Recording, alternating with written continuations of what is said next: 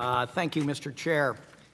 My amendment would allow those states that have a regulatory structure in place with respect to marijuana, cannabis oil, or THC products to be allowed to do business with a bank without violating the banking laws of the United States of America. Right now, there are a number of rules, and the regulatory confusion around marijuana and banking needs to be resolved. The purpose of the bill that we have before us is to minimize and eliminate regulatory confusion, provide some regulatory relief and legal relief.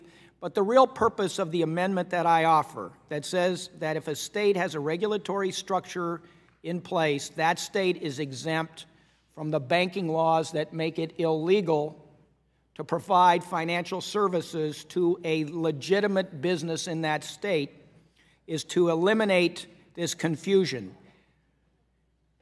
There are now 30 states that allow for either fully recreational marijuana or medical marijuana, and 16 states that have legalized cannabis oil for particular seizures, epilepsy, and a number of other maladies. I don't think there's a single person on this committee that is in a state that doesn't allow some level of marijuana use. Only 4 states, as I count them, Nebraska, South Dakota, Idaho, and Kansas, don't have any laws pertaining to marijuana or the use of marijuana. Prohibition is over. This committee has a responsibility to align the laws of the United States with those of the states so that there isn't confusion. Public safety is at risk. In a number of the states, the banks and the credit unions are concerned about the federal law and won't provide financial services, which then results in a huge pile of cash being accumulated because the sale of marijuana in one form or another is allowed. By having these huge piles of cash, public safety is at risk.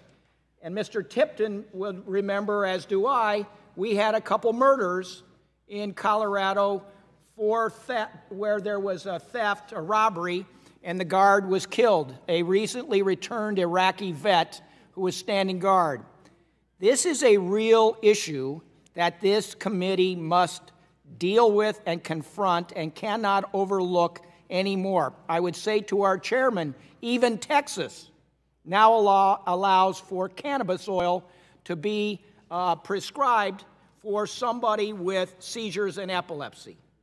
But under the federal law, it's illegal, and it is our responsibility to bring these laws into alignment.